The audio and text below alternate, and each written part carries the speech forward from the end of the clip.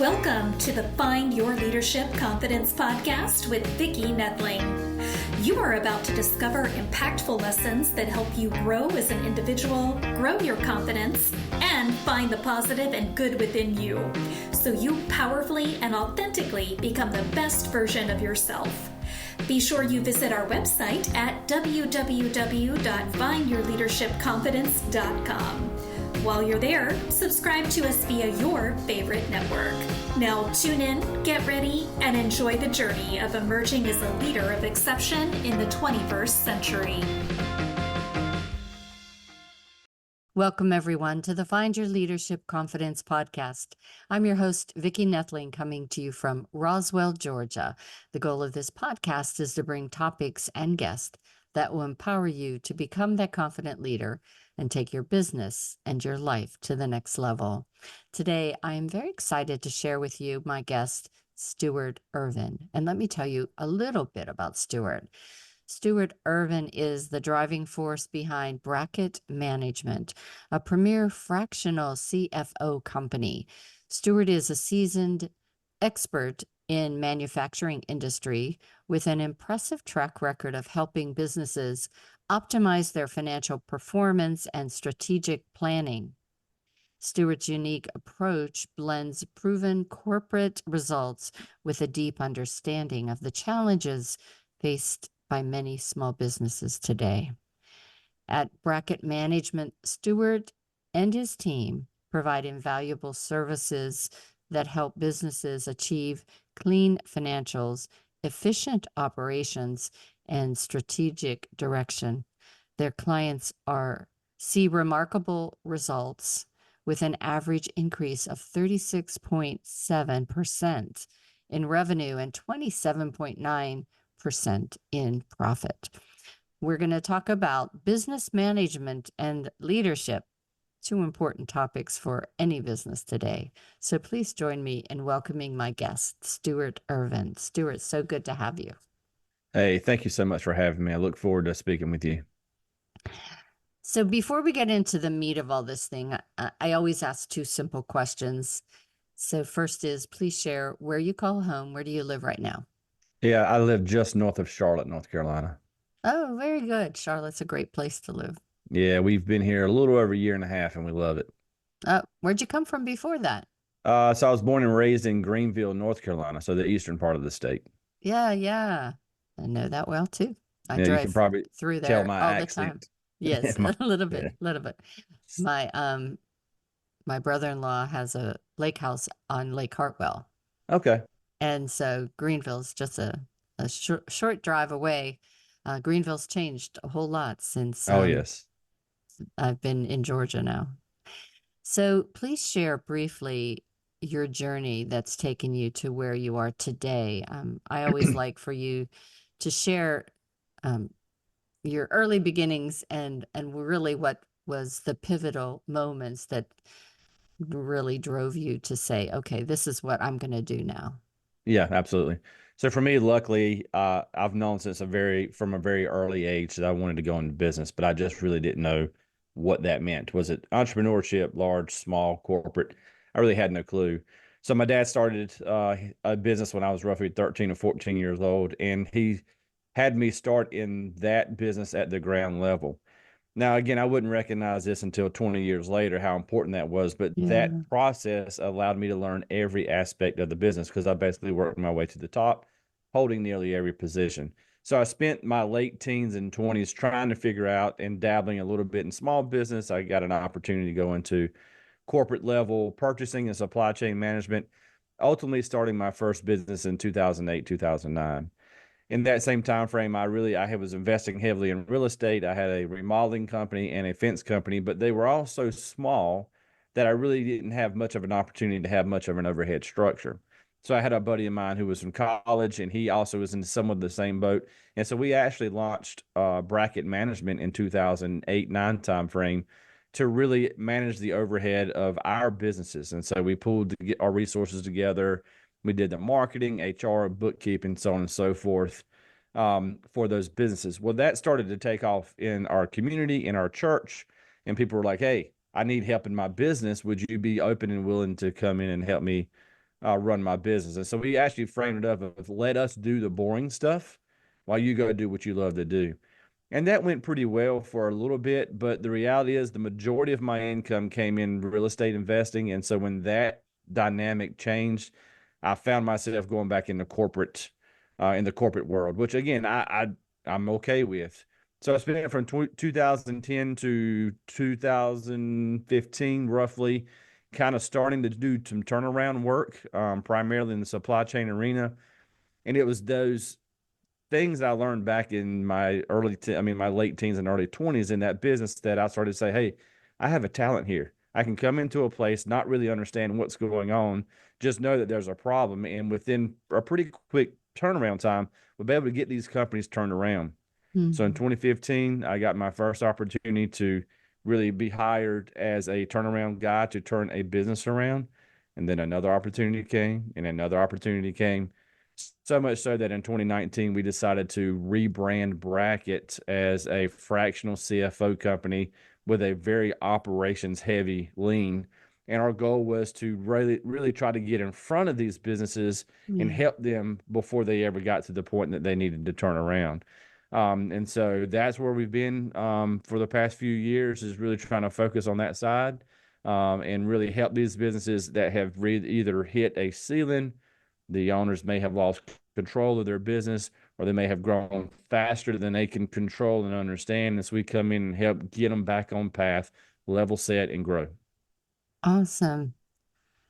So I think you kind of started to explain what my next question is asking, and that is fractional CFO. You don't hear that very Yeah. often, but so whenever you come in and you help them with their finances, understand their finances. I think a lot of entrepreneurs, as you said, we are so involved in what we're passionate about, for me, speaking and teaching leadership, the money maybe isn't what my strongest point Right. is. Having Yeah. somebody like you would probably be very beneficial. How do you approach that in those initial conversations with people as you're marketing your business? Yeah. So you kind of touched on the fractional CFO is so new. You hear the term part-time CFO, you hear outsourced COO, and I really think the industry is somewhat still trying to define exactly what that is. Even within the fractional CFO guys that I talk to regularly, you have guys that lean more towards service. You have guys that are specific to dental or an attorney.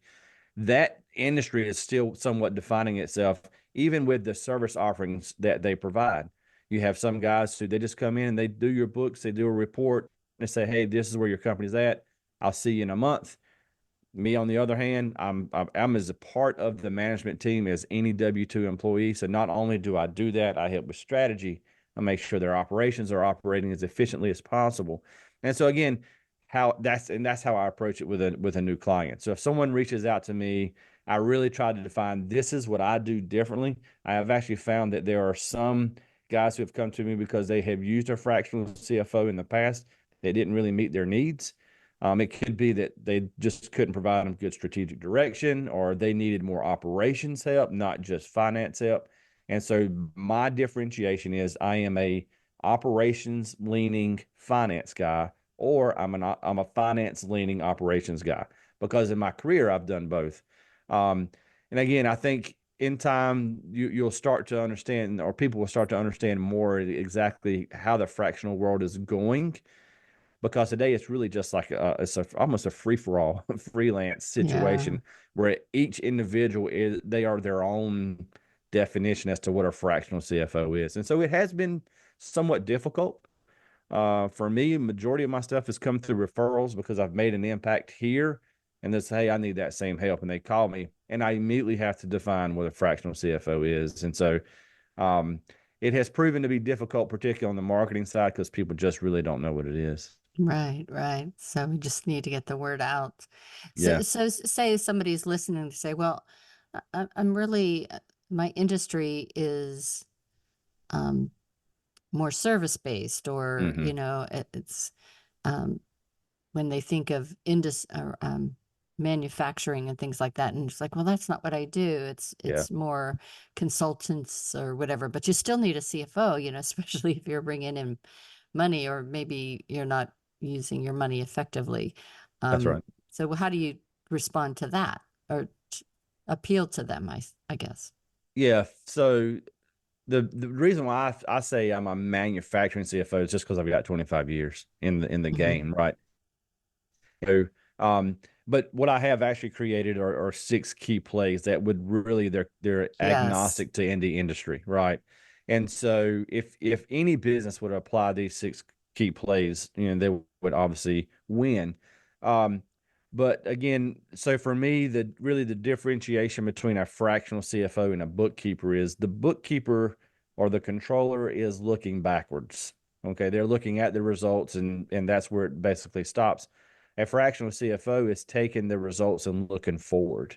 And so any Mhm. business, they're much more they're much more better off if they would start driving their business with intent, which means looking forward. And a lot of times the owner isn't capable of doing that. And Right. so that again, that's one of the biggest differentiations in the divide is let's start looking forward and driving your business versus behind. Awesome. So, what is the impact of leadership in a small business? Yeah. So a lot of times a company is in the position they are in because of the leader, right? So, Hmm. um, John Maxwell has in the irrefutable laws of leadership, he references the law of the lid, and I see that played out more and more as I deal with more and more companies. And in essence, the company is only going to be as good as its leader's capability to lead. And so if you have a leader that's a five, the company's only going to be a five. And so you may have seven and eights down below that's going to be frustrated because they can't get better than a five. And so they'll exit the company. And so a lot of times you'll see the culture is a reflection of the owner. And again, if they're a poor Hmm. leader, you have poor culture. And so if the business isn't performing, traditionally it's the leader. And so the best thing that the leader can do is acknowledge that that's a problem and then bring in the help needed. That could be a 7, 8, or 9, 10 leader. But it is inherently, if your business is in trouble, I can almost always pinpoint it to it's a problem with the owner, leader, president, or whatever the case may be. Yeah, yeah, I would have to agree with that. So, what are the key reasons that businesses aren't meeting their full potential? Is it just the leadership piece, or is there others? Yeah, so I think the leadership piece plays a big part of it. We've already somewhat touched on it. You have to drive your business. So many entrepreneurs, leaders, business owners, they look at their checking account, they look at their backlog and say, I'm good. And then all of a sudden they look up and say, oh crap, I'm not good. And so they do not drive their business with intent. And then they're in trouble. And then they scramble and start making crazy changes. They'll bring in a consultant, whatever the case may be. You have to drive your business with intent every day. You have to do that. And so for me, the key play number two that we talk about is you have Hmm. to have an annual plan. When you have an annual plan, you have a North Star. You have something that you can work towards, you can drive, and you do everything you do is you wake up and say, how am I winning the day to win the week, the month, quarter, and year? And so when you Hmm. develop that annual plan, that means you have something to work towards, something you can drive and actually drive your business with intent. Awesome. So you refer often to the six Yeah. plays, and I will have those in the show notes. Why don't you just go through those real quick, and then we can reference them as needed throughout. Yeah. So again, for me, if I'm coming into a business, inherently something's going to be changed, right? So the first thing we try to establish is a communication plan. We need to let all the employees know why we're there and what we're there to do. Yeah. People's imaginations can be crazy, right? So, you have to really make sure that they know why you're there and what your intentions to do. Second one, we just alluded to it, was develop an annual plan. You have to have a guide. You got to have something to shoot for. Once that plan is established, you go into play three, which is a sales target. So you know that, hey, I want to be a $10 million or $12 million a year business. I have a $2 million backlog.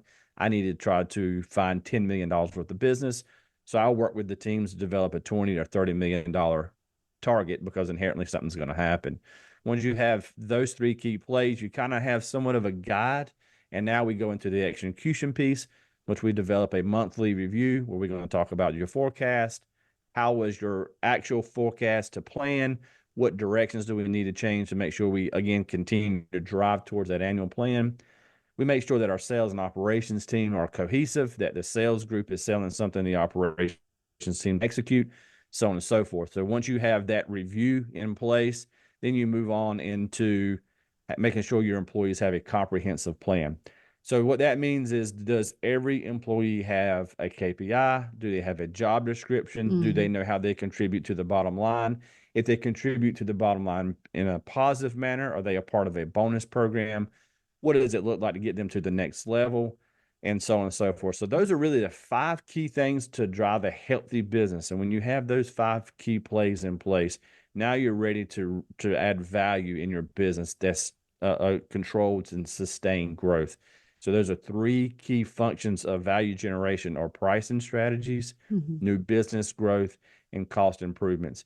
Those are really the three only ways that you're going to add value and profit to your bottom line. Yeah. So you'll see people that they make plays, or they'll make moves in those 3 areas, but a lot of times it's not controlled and sustained, and growth can somewhat be herky-jerky.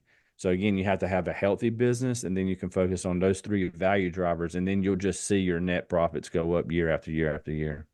Oh, sounds awesome. So whenever you're working with them, so I guess the first thing is you're going to look at how those plays can go into effect where they are in the business. So talk to us a little bit more about, if you go into business and perhaps you have to do a turnaround of them, what are you going to do, work with the team, the leaders, to help that go smoothly? Yeah. So the very first thing we're going to do is we're going to look at their financials. And we're going to look at your traditional financial performance KPIs. That'll give us some idea as to how healthy is a business foundationally. Do you have enough money to sustain? How long does that look like? We're going to look at your backlog. Again, overall foundationally, do you have enough sales? Do you have enough money? So on and so forth. And then from there, we're going to look at other things like, okay, what is your on-time delivery, or what does your own service look like? What does your quality look like? And so you go back to, again, my late teens and early 20s, I developed an understanding as to these are really the key drivers inside of a business. You have demand, which is sales. You have supply, which is purchasing. You have execution, which is through a service or producing a product, and then quality. And in the end, obviously, you collect your revenue. So if you have a problem with on-time delivery, then you can look upstream and say there must be some input or output that's problematic. If you get to the end and say, I have a problem with collecting revenues, then you can either look down upstream and figure out the inputs and outputs. And so that's what we do. We go in and we look at the numbers, and we look at the entire value stream. We say, okay, here's your problem. Let's fix this. When you can stabilize that, then we focus on the 5 key plays of growth, get that stuff in line, and then we start to grow. Awesome. So as you're doing all those things, explain how you help them also to create value in their company. Yeah. So again, the value drivers are everything: pricing strategies, cost, and new business. For every dollar that you can take your pricing up, flows directly to the bottom line, as long as you maintain your cost. Every penny you save without taking your cost up flows directly to the bottom line. So those are just dollar for dollar impact, right? The kicker is when you get into new business growth, a lot of times what you'll see is, as the company grows, their costs tend to get out of control. And it's because it's uncharted territory. They may say, hey, I need to hire this individual here, or I need to make this investment there.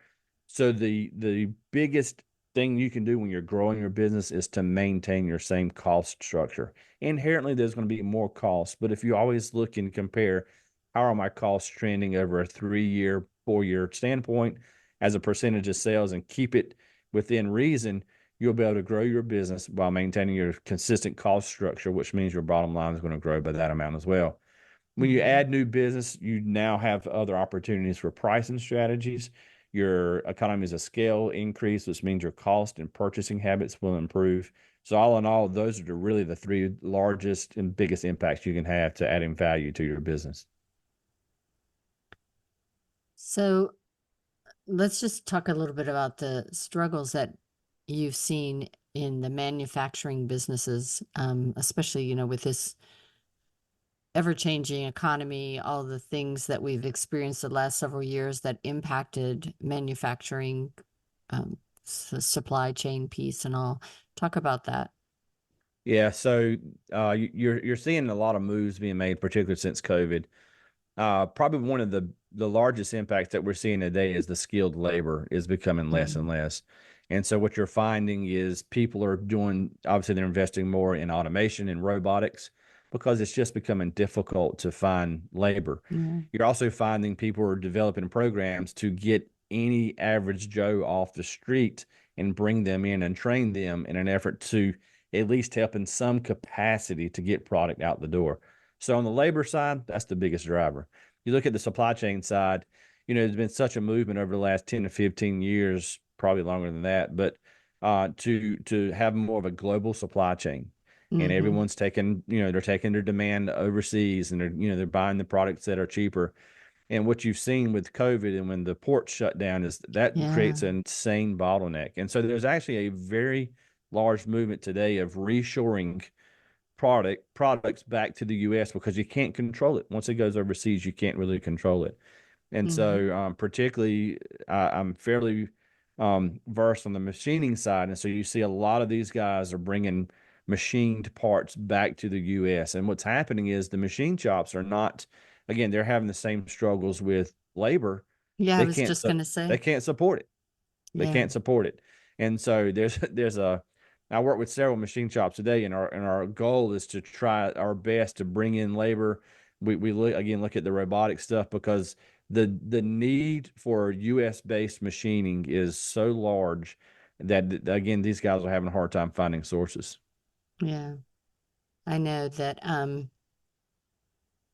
in having the knowledge units, if you will, decrease so that you can hire somebody and they can start doing that job without having the years and years of understanding of things is important. But uh, whenever you talk about even just construction and things, the the skilled labor and all that, I don't know that we're used to be some sort of, I'm 66. So it used to be there was, some of the kids went to college, somebody went to vocational school and learned Yeah. skills and everything.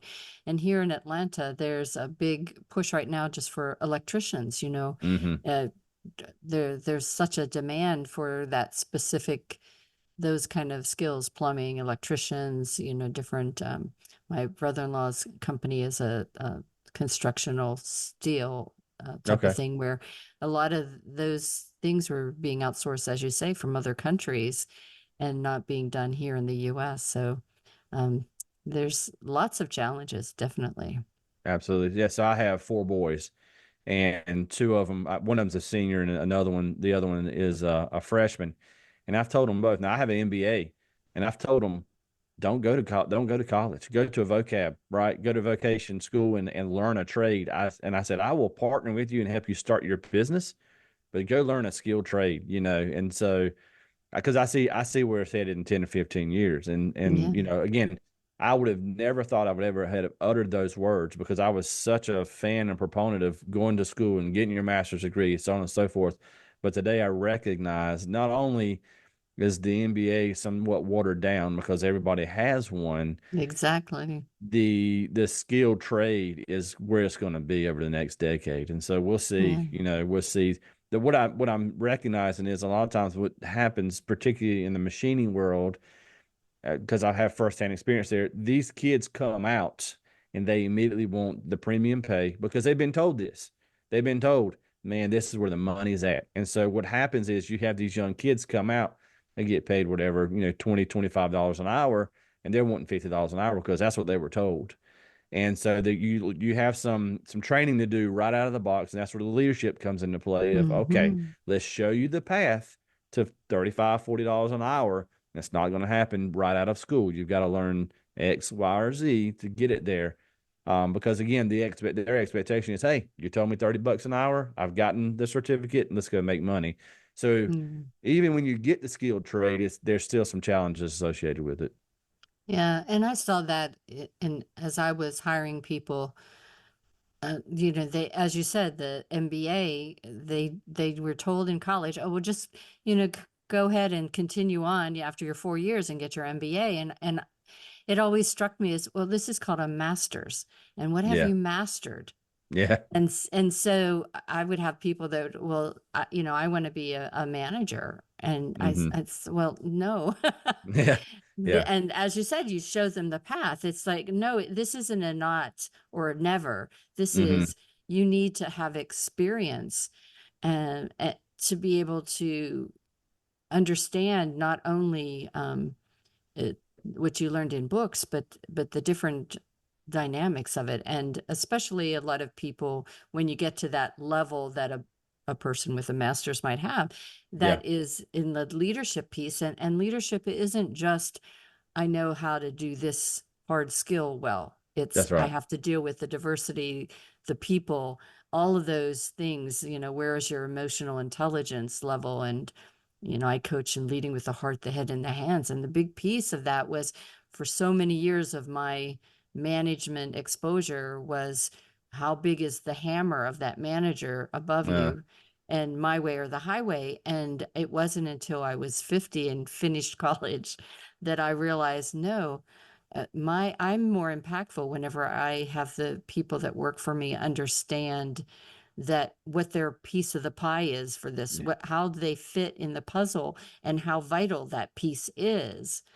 Um, and and a lot of the stuff that I learned in life made me be able to get my college degree a little faster, because I just submitted all these things that I learned That's from right. online courses and from, cassette tapes and courses that I took on my own as personal development.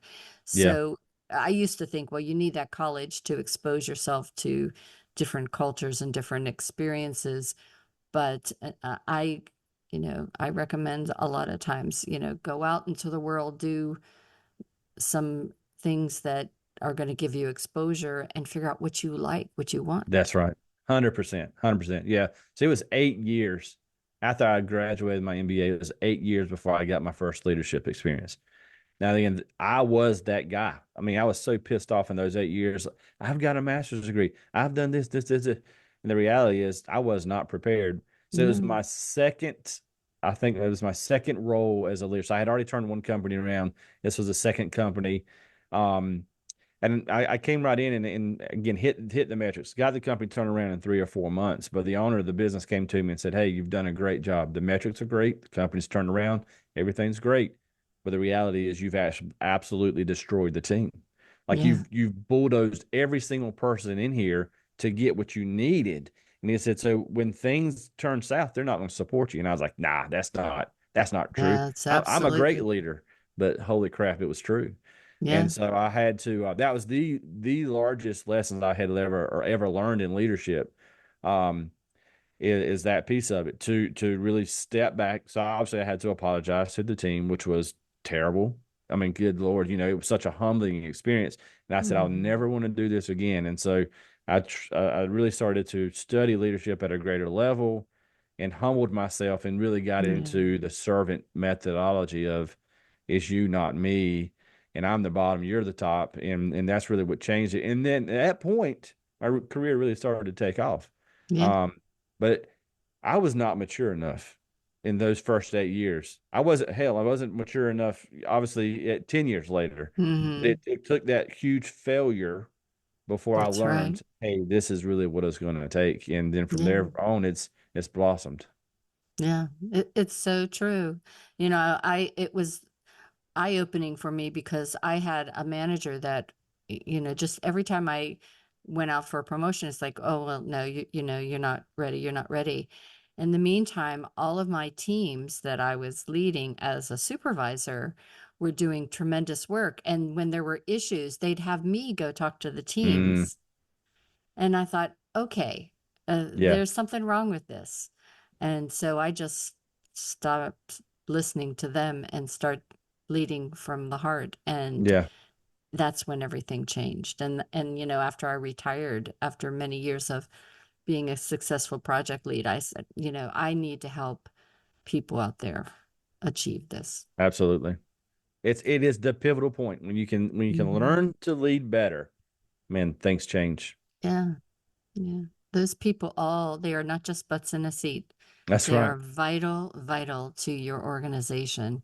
And if you make them feel their value, they will do anything for you. Absolutely. Yeah. Absolutely. Well, it has been fabulous chatting with you. I know that you shared so many great points, and people are going to want to connect. So I'm going to share my screen now. If you are just listening, you know the drill. I say it every time, but you can go grab a paper and pen. You should have had it from the very beginning, but that's okay. We'll give you grace. And you want to get that website information at the very least, but everything will be on my YouTube channel. So it's Vicki Noethling. So please do subscribe, as well as on my findyourleadershipconfidence.com website in the show notes. So if you want to connect with Stewart, you will want to go to bracketmanagement.com, and that's bracketmgmt.com. Again, bracketmanagement.com. On LinkedIn, Instagram, and X, or as I say, Twitter, because I think X is stupid. I agree. Stewart Ervin. And so LinkedIn is Stewart Ervin, all one word. Instagram and X is Stewart_Ervin, and that's ERVIN. And Stewart, I know there's different ways to spell Stewart. It's STEWART. ERVIN is the thing. All right. I'm going to turn it over to Stewart. He'll tell you a little bit about an assessment he has that you're going to want to try, and also what you can find on his website and any social media that he spends the most time. If you want to DM him, he'll tell you what he does out on social media. Go ahead. Yeah. So the assessment really is probably the best start, because a lot of times I'll find that these self-employed guys that are business owners, they really don't know how they stack up. Am I winning or am I not? Because a lot of times as a self-employed guy or a business owner, you're somewhat lonely, right? There's no peer group. There's no one you really talk to. So the assessment is a quick and easy way to analyze how am I strategically, financially, and operational. So that the link that you show there is a quick and easy. I think it's roughly 35 questions. We have one that's actually 100 questions if you ever wanted to kind of really dive deep into your business. But that assessment there is a quick 3 to 5 minute assessment. And once you take that, you'll get a grade. It'll be specific to your company. And there's a numerical grade that you'll get for each one, and then you'll get an overall total. And again, so that's going to help you understanding how well you perform strategically, operational, and financial. And that really comes from having reviewed and worked in many, many companies to really understand the baseline as to what success looks like. From a social standpoint, I'm probably most active on LinkedIn. I have not yet cracked the nut on how to gain much traction on Instagram or Twitter. TikTok actually is proven to be better than those other guys. But again, primarily, I'm most active on LinkedIn. So if you want to drop me a DM, I will quickly respond.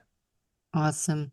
Well, Stewart, you just shared so many great points, and I know that you probably had sparked a few questions of people out there. So I hope that everyone does reach out to you, and it's been just a pleasure having this conversation. Thank you, Vicki.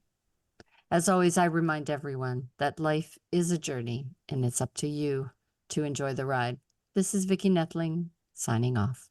Thank you for tuning into the Find Your Leadership Confidence podcast with Vicki Noethling, where we share impactful lessons that help you grow as an individual, grow your confidence, and find the positive and good within you so you powerfully and authentically become the best version of yourself. Remember to visit our website at www.findyourleadershipconfidence.com and enjoy even more great episodes like this one. Again, while you're here, subscribe to us via your favorite network. We look forward to seeing you next time on the Find Your Leadership Confidence podcast.